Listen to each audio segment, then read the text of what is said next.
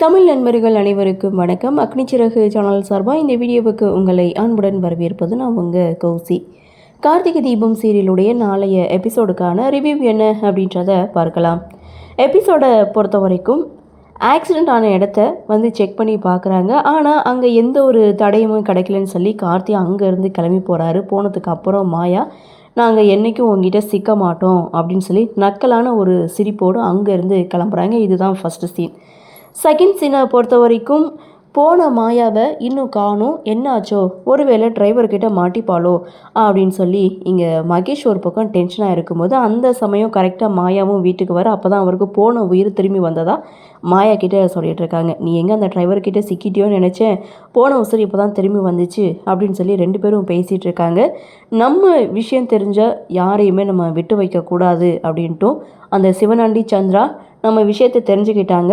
அவங்களுக்கும் ஒரு முடிவு கட்டணும். அதுக்கு முன்னாடி நீ ரேவதி கழுத்தில் தாலி கட்டணும் அப்படின்னு சொல்ல, ரேவதி கழுத்தில் தாலி கட்டுறது மட்டும் இல்லை, சொத்தோட நம்மளுக்கு பிரச்சனையும் கூட வருதே, இதெல்லாம் தேவையானு மகேஷ் ஒரு பக்கம் கேட்கும்போது, இப்படி ஒரு ஆடம்பர வாழ்க்கை வந்து உனக்கு கிடச்சிருக்கு, உனக்கு லக் அடிச்சிருக்கு, அப்படி இருக்கும்போது இப்படிலாம் பேசாதடா அப்படின்னு சொல்லி ரெண்டு பேரும் பேசிகிட்டு இருக்காங்க. இருந்தாலும் கார்த்தியை நினச்சி இவங்களுக்கு பயம் இருந்தாலும் ரேவதியோட கழுத்தில் தாலி கட்டணும் அப்படின்னு சொல்லி இவங்க ரெண்டு பேருடைய கன்வர்சேஷனை முடிக்கிறாங்க.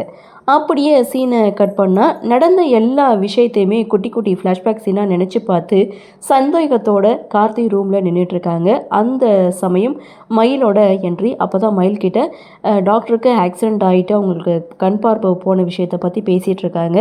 ஃபங்க்ஷனுக்கு வந்ததுக்கப்புறம் அவங்க பொண்ணு கையில் அடிபட்டுச்சு. இப்போ நம்ம வீட்டு ஃபங்க்ஷனுக்கு வரும்போது அவங்களுக்கு ஆக்சிடெண்ட் ஆகிருக்கு அப்படின்னு பார்க்கும்போது சம்திங் ஏதோ எனக்கு சந்தேகம் இருக்குதுன்னு கார்த்தி மயில்கிட்ட சொல்கிறாங்க. அதை கூடிய சீக்கிரம் நீ கண்டுபிடிச்சிருவ அப்படின்னு சொல்லிட்டு, நீ கண்டுபிடிச்சி உண்மையை சொல்லும்போது நானும் உனக்கு சேர்ந்து ஹெல்ப் பண்ணேன்னு இந்த வீட்டில் இருக்கவங்க கிட்டே நீ சொல்லணும்னு இங்கே கார்த்திகிட்ட ஹெல்ப் கேட்குறாங்க. இது கூட செய்ய மாட்டேனா அப்படின்னு சொல்ல நன்றி சொல்லிவிட்டு ரூமை விட்டு வெளியில் வந்ததுக்கப்புறம் நல்ல வேலை யாரும் பார்க்கல, மனைவி மட்டும் பார்த்துருந்தா அவ்வளோதான் அப்படின்னு சொல்லி திரும்பி பார்க்க ரோகிணி கரெக்டாக ரூமை விட்டு வெளியில் வரதை பார்த்துட்றாங்க. எதுக்காக நீங்கள் அந்த டிரைவர் ரூமுக்கு போனீங்க, உங்களுக்கு அவங்ககிட்ட என்ன பேச்சு அப்படின்னு சொல்லி மயிலை வந்து மிரட்டும்போது அக்கா தங்கச்சி 4 பேரும் ஒன்று கூடுறாங்க. அதே தான் துர்கா, ஸ்வாதி எல்லாருமே வந்து மயில்கிட்ட பேசிகிட்டு இருக்கும்போது அவனை வந்து நான் வார்ன் பண்ணிட்டு வந்தேன் அப்படின்னு சொன்னதும் யாருமே அதை நம்பலை. ஸோ இங்கே எங்கள் கண்ணு முன்னாடி அவரை திட்டுங்க பார்க்கும் அப்படின்னு சொல்லும்போது, ஸோ இங்கே மயில் பார்த்திங்கன்னா கார்த்தியை போய் திட்டுற மாதிரி கார்த்திகிட்ட வந்து கெஞ்சிட்ருக்காங்க. அது கார்த்திக் மட்டும்தான் தெரியும். ஸோ இவங்க தூரமாக நின்று பார்க்குறதுனால திட்டுற மாதிரி அவங்களுக்கு தெரியுது. ஸோ அதை பார்த்து உண்மையிலேயே இவர் திட்டியிருக்காரு. ஸோ இவர் வந்து அந்த டிரைவரை வீட்டை விட்டு வெளியில் அனுப்பத்துக்காக இவரும் முயற்சி பண்ணுறாரு, தைரியமான ஆள் தான் அப்படி சொல்லிட்டு ரோஹிணி, துர்கா, ஸ்வாதி 3 பேரும் அங்கேருந்து போகிறாங்க. ஆனால் ரேவதி மட்டும் கார்த்தியை மீட் பண்ணி மயில் பேசினதுக்கு மன்னிப்பு கேட்குறாங்க. ஸோ அவர் பேசினதெல்லாம் மனசில் வச்சுக்காதீங்க அப்படின்னு சொல்ல, அவரை பற்றி எனக்கு நல்லாவே தெரியும், நான் ஒன்றும் மனசில் வச்சுக்கல, கவலைப்படாதீங்க அப்படின்னு சொல்ல ரேவதியும் அங்கேருந்து போகிறாங்க.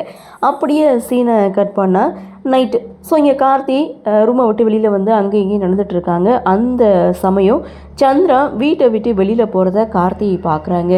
இந்த இடத்துல இவங்க யாரை பார்க்க போயிட்டுருக்காங்க அப்படின்னு சொல்லி சந்திராவை ஃபாலோ பண்ணி போனால் அவங்க சிவனாண்டியை மீட் பண்ணுறாங்க.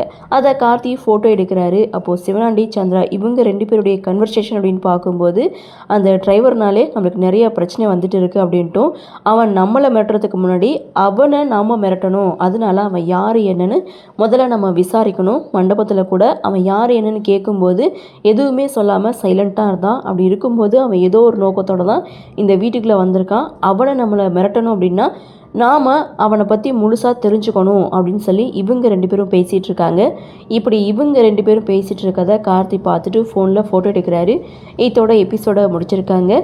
அடுத்து என்ன நடக்கும் அப்படின்ற ஒரு எதிர்பார்ப்பு தான். பார்க்கலாம் அடுத்தடுத்து என்ன மாதிரியான சுவாரஸ்யத்தோடு கதைக்கள நகர்வை கொண்டு வராங்க அப்படின்றத நாமளும் பொறுத்திருந்து பார்க்கலாம்.